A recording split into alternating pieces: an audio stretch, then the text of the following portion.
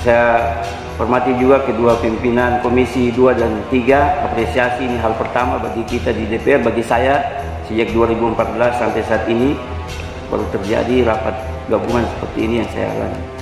Rekan-rekan Komisi 2 dan 3 dari Indak, Pak Sek, Pak Kadis, dari PU, Pol PP yang saya hormati dan saya cintai ibu-ibu, bapak-bapak, pedagang, Pasar Merdeka dan adik-adik HMI. Saya memulai dari ucapan teman-teman semua di Komisi 2 dan 3. Saya yakin pasti kita semua inginkan pembangunan revitalisasi itu berjalan dengan lancar, karena di Indonesia hanya kurang lebih 6 daerah yang mendapat anggaran ini. Kemudian saya juga yakin sungguh masyarakat yang ada di Pasar Merdeka tidak mungkin akan menolak apa yang dialokasikan oleh pemerintah. Kemudian saya lanjut kepada Dinas Perhubungan PU. Tadi disampaikan oleh Cipta Karya membutuhkan hanya membatasi dengan pagar pada lokasi pembangunan.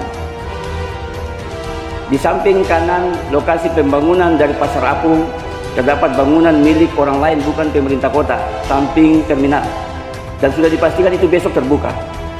Sebelah kiri juga depan Pasar Apung terbuka milik orang lain, bukan pemerintah kota. Sebelah belakang juga pasti itu tidak mungkin ada pagar karena milik orang lain juga, bukan pemerintah kota. Artinya apa? Kalau dari Cipta Karya menginginkan ada pagar, dipagari. Kalau pemerintah tidak butuh uang untuk pagar, saya yakin pedagang Pasar Apung akan memagar itu sendiri.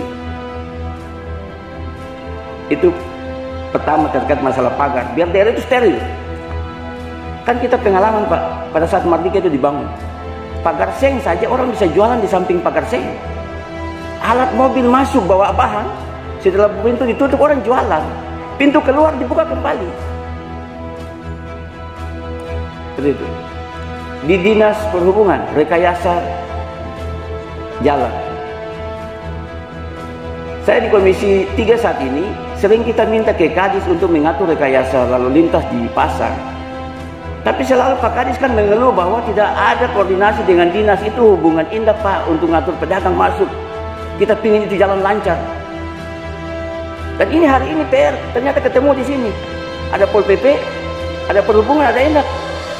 Apakah tidak ada koordinasi bersama antar dinas untuk mengatur lalu lintas? Kan masalah revitalisasi ini sebenarnya masalahnya satu Pak, sederhana menurut saya. Pedagang yang tidak memiliki tempat di Pasar Merdeka yang berjualan di depan jalan, itu masalahnya. Atau yang punya tempat di dalam tapi tidak mau jual di depan supaya laku. Kan masalah saudara-saudara dari pasar ini bukan masalah menolak ke pasar, bukan. Masalah dagangan cili tomat yang dijual satu karung itu bisa habis dalam sehari. Kerugian mereka tanggung jawab siapa? Pandemi Covid Pak. Jadi tolong Dinas Perhubungan, rekayasa lalu lintas ini jadi PR awal. Ke depan jangan sampai revitalisasi jadi, kemudian lalu lintas tidak bisa diatur lagi. Lalu ini tanggung jawab siapa?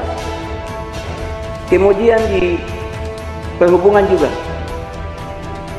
nanti dia berhubungan dengan Kadis Indak, dengan Indak. Pasar dibangun di dalam terminal yang saya ingat pada tahun 2009 atau 2010. Dan itu dibangun langsung oleh Dinas Perhubungan Pak. Betul Pak ya? Padahal dulu dibuat pagar-pagar besi itu, tapi dibangun pasar.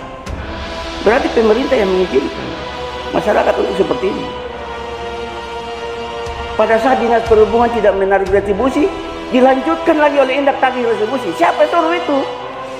Kan pada saat Perhubungan tidak mau tarik retribusi supaya itu dibersihkan. Bagaimana terminal mau diperbaiki dengan berlubang seperti itu?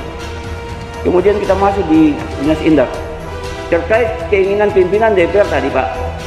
Pada saat DPR meminta data, pada saat saya duduk di Komisi 2 di periode pertama, ini selalu saya minta Pak. Karena terkait masalah retribusi dan pajak yang dibayar oleh pedagang di Pasar Merdeka Pak. Kan tidak sampai hari ini kita tidak tahu berapa jumlah retribusi yang datang dari pasar. Gitu. Karena tidak jelas data ini. Atau datanya disembunyikan. Masa tidak tahu? Orang yang bayar pajak kan ketahuan. Kemudian di Pasar Apung 1 dan 2 teman-teman semuanya. Pasar Apung dibangun oleh pemerintah, bukan pedagang pasar. Dibangun di atas lautan, di belakang trotoar, di depan pasar ikan.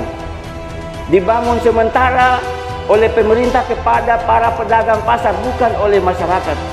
Yang permasalahan tadi yang saya bilang adalah karena masyarakat saat ini berjualan menghadang jalan dekat di bawah trotoar. Kalau tadi ada usulan, ini kan dibangun oleh pemerintah. Dulu Pak Sekot kan pernah turun ke sana.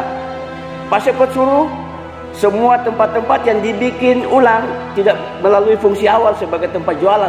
Ada yang punya tempat tinggal, bikin gudang, segera dibongkar. Kan itu semuanya ikut Pak bongkar Pak. Artinya apa? Masyarakat akan turuti itu Pak. Jadi kalau memang itu dibangun oleh pemerintah dulu, yang harus ditata. Pasar itu kan dia berhadapan Pak. Jalannya kan ada di tengah. Bukan jalannya di trotoar atau di bawah trotoar. Jalannya itu ada di tengah. Kenapa itu tidak bisa difungsikan kembali? Lalu dibuat pagar. Kan ada jalan keluarnya. Kalau pemerintah tidak sanggup untuk memperbaiki itu, yang tangga yang patah, ombak besar saja masyarakat yang jualan tidak lari Pak dari situ. Berarti mereka tahu. Kan sampai hari ini Pak, saya tanya ke Indak, Indak sanggup mengatur pedagang di pasar? Pasti tidak sanggup Pak. Tidak sanggup kan Pak? Kenapa yang punya tempat di Pasar Apung harus jualan di depan? Itu dibiarkan oleh siapa? Pol PP kah? Atau Indak? Dulu di depan pasar Gedung Putih, itu tempat parkir, pembongkaran barang dan sebagainya. Tetapi dimasukkan lagi orang-orang jual bakso, kemudian diikuti dengan segala macam. Berarti kan dibiarkan oleh pemerintah, bukan masyarakat yang ingin seperti itu. Pada saat dulu juga di Pasar Apung itu kan dulu ada pagar tidak Pak? Ada pagar besi tidak Pak? Ada kan? Kemudian pada saat masyarakat memotong itu pagar-pagar besi, kenapa Pol PP tidak menindak? Berarti bukan masyarakat, tapi pemerintah juga membiarkan hal ini. Maksud saya Pak, pertanyaan terakhir,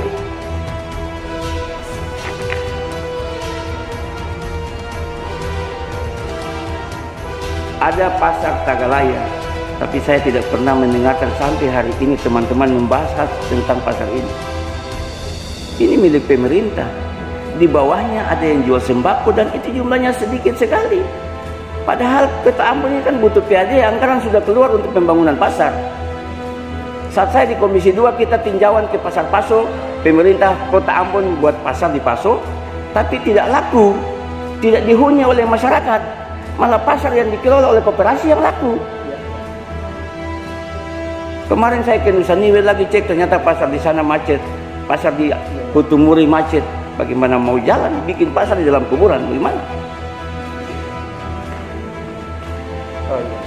Jadi Pak, terakhir, semua data terkait dengan revitalisasi Pasar Merdeka segera diperbaiki. Kemarin kata akhir fraksi P3 dan PKS saya muat Pak. Saya minta kerjasama dari Indak dan pemerintah Kota Ambon dan KPK dan Kejaksaan Pak. Karena saya akan jalankan tugas pengawasan saya selaku DPR, jangan sampai seperti tadi pimpinan sampaikan.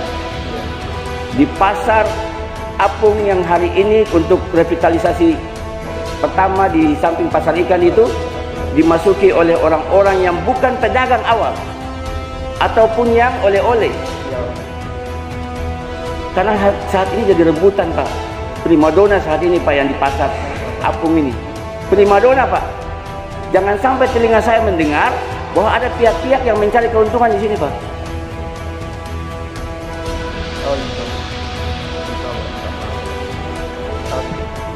Baik pimpinan dan rekan-rekan semua, hal ini yang menjadi acuan saya.